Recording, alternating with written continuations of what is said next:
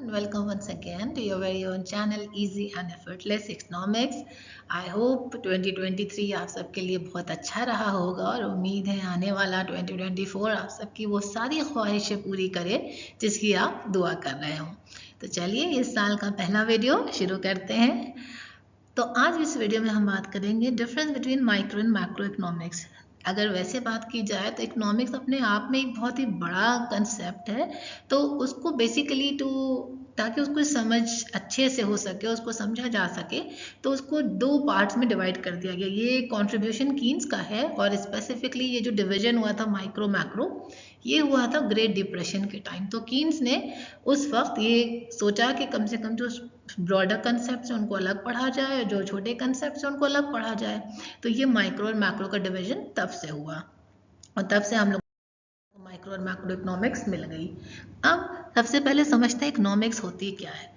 देखिए, अगर इकोनॉमिक्स की बात की जाए तो हर जगह हर तरीके से आपको इकोनॉमिक्स के बारे में बहुत सारी चीज़ें मिलेंगी, लेकिन बेसिकली अगर एक उसका बेसिक कंसेप्ट हमको समझना है तो ये एक ऐसा कंसेप्ट है जो ये हमें बताता है कि किस तरीके से हम लिमिटेड रिसोर्सेज और स्कैर्स रिसोर्सेज को यूटिलाइज करें ताकि हमारे सारे काम हो सके और जो हमारा आउटपुट है, सारे काम मतलब जो उसका हम प्रॉपर यूटिलाइजेशन करें, इससे जो हमें ताकि जो भी हम टारगेट बना रखा है, जो एम बना रखा है उसको अकम्प्लिश करें और उससे हमें जो प्रॉपर यूटिलाइजेशन हो और उससे आउटपुट भी बहुत बेहतर जनरेट हो। तो ये इकोनॉमिक्स है जो हमें ये सिखाती है।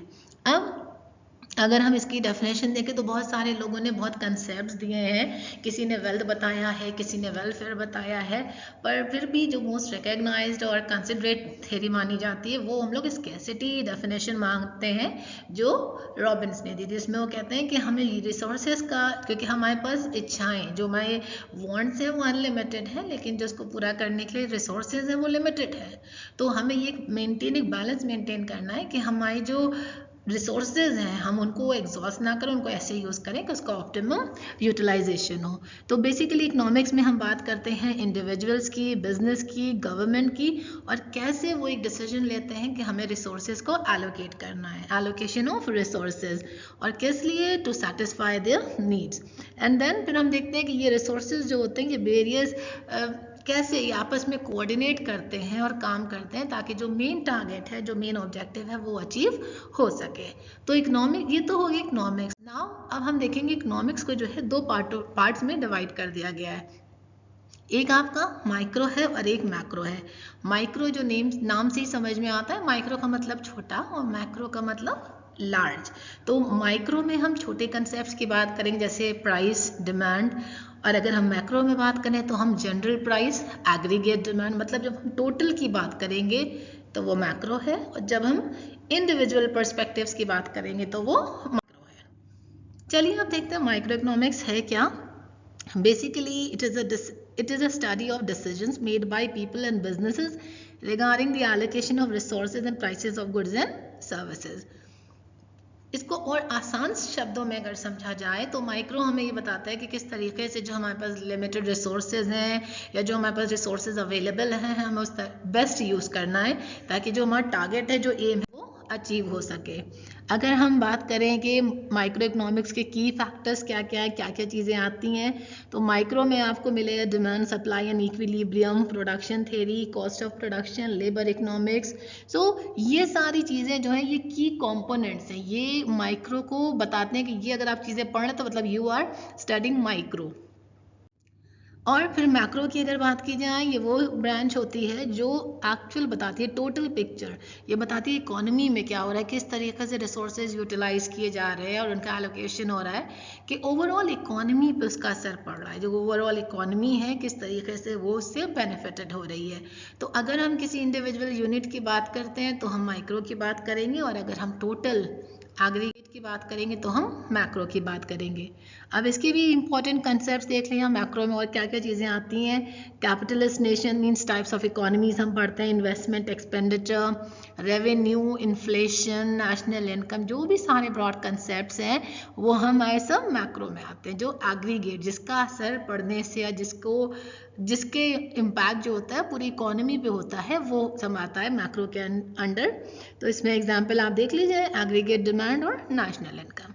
तो ये एक बेसिक सा आइडिया आपको दिया कि माइक्रो और मैक्रो होती क्या है। अगर आप समझ रहे हैं कि सिर्फ शायद 10 मिनट में समझ में आ जाए, ये एक आपको एक आउटलाइन दी जा रही है कि ये माइक्रो है या मैक्रो है। ये क्वेश्चन आपको हर जगह मिलेगा कि difference between micro and macro और उसका डिफरेंस। अब बेसिक मीनिंग तो हमने समझ ली माइक्रो और मैक्रो की। अब हम लोग जल्दी से डिफरेंस देखें कि दोनों में डिफरेंस क्या है। सबसे पहले अगर हम बात करें मीनिंग के पर्सपेक्टिव पे, तो मीनिंग के हिसाब से ये बताता है it is related to the study of individuals, और ये जो है मैक्रो ये deals with the study of behaviour and performance of the economy in total. तो ये एक individual is the study of individuals और मैक्रो है it is the study of economy as a whole. अगर एरिया ऑफ स्टडी को हम देखें तो ये पर्टिकुलर मार्केट की बात करता है, पर्टिकुलर मार्केट सेगमेंट की बात करता है, स्पेसिफिक मार्केट की बात करता है। और मैक्रो में we study the whole economy. And micro deals with, जो इसमें इश्यूज जो हमने अभी टॉपिक्स देखे थे, ये deals with demand, supply, factor pricing, product pricing, economic welfare, production, consumption and many more. और मैक्रो किस चीज़ में डील करता है? Issues like national income distribution, employment, general price level. कहा है ना, वो सारे पर्सपेक्टिव जो इकोनॉमी को इफेक्ट करते हैं। अगर बिजनेस एप्लीकेशन की बात की जाए तो इसका जो माइक्रो का है, क्योंकि ये स्मॉल पर्सपेक्टिव पे काम करता है, तो it is applied to internal issues.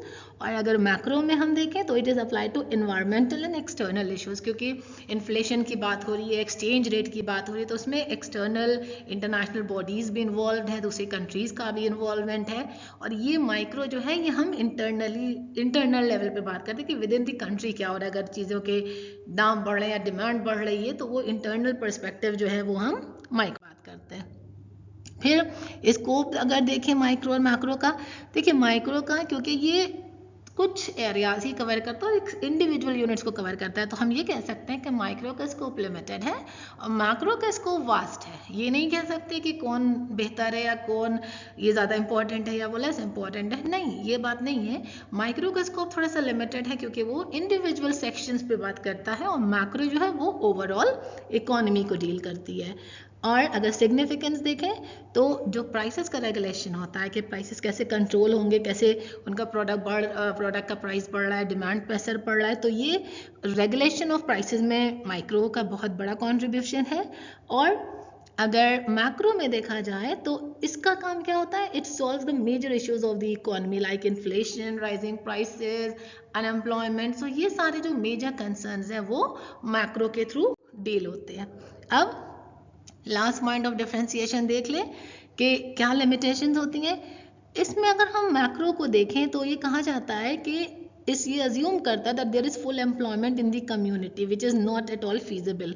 ये वर्ड यूज हुआ है फुल एम्प्लॉयमेंट। फुल एम्प्लॉयमेंट से ये मत कन्फ्यूज होइएगा कि सारे लोगों के पास नौकरी है। फुल एम्प्लॉयमेंट एक वो सिचुएशन होती है where all those people who are willing to work at the prevailing wage rate are able to find the work. यानी एक ऐसी परिस्थिति, एक ऐसी सिचुएशन जहाँ जो लोग काम करना चाह रहे हैं वो उस वक्त का जो वेज रेट है उस पर काम करने को तैयार है और उनको काम मिल भी जाता है। तो इसमें माना जाता है कि वो फुल एम्प्लॉयमेंट जो सिचुएशन है वो एग्जिस्ट करती है, बट असल मानों में ऐसा नहीं है क्योंकि बहुत से ऐसे लोग हैं जो काम करना चाह रहे हैं लेकिन उनको अभी काम नहीं मिल पा रहा है, तो वो हम ये नहीं कह सकते कि फुल एम्प्लॉयमेंट एग्जिस्ट करता है। एंड मैक्रो की क्या लिमिटेशन है, इसमें ये अक्सर ये बात कही जाती है कि इसमें एक इसका composition incorporate which sometimes fails to prove accurate because it is feasible what is true for aggregate may not be true for individuals as well। देखिए इसकी सबसे बड़ी ये प्रॉब्लम है, लिमिटेशन है कि ये जो टोटल इकोनॉमी के लिए सही समझता है कि अगर एग्रीगेट डिमांड का फैक्टर ये है कि इस वजह से डिमांड बढ़ रही है तो इंडिविजुअल डिमांड में भी अगर फ़र्क आ रहा है तो उसकी वजह भी यही है, पर ऐसा नहीं होता। ये मिसकंसेप्शन है। ज़रूरी नहीं है जो टोटल यूनिट्स पे असर कर रहा है या जो कारण या जो रीज़न है जिस वजह से टोटल यूनिट्स इफेक्टेड हो रहे हैं उसी वजह से आपके इंडिविजुअल यूनिट्स भी इफेक्टेड हो, ऐसा बिल्कुल नहीं होता है।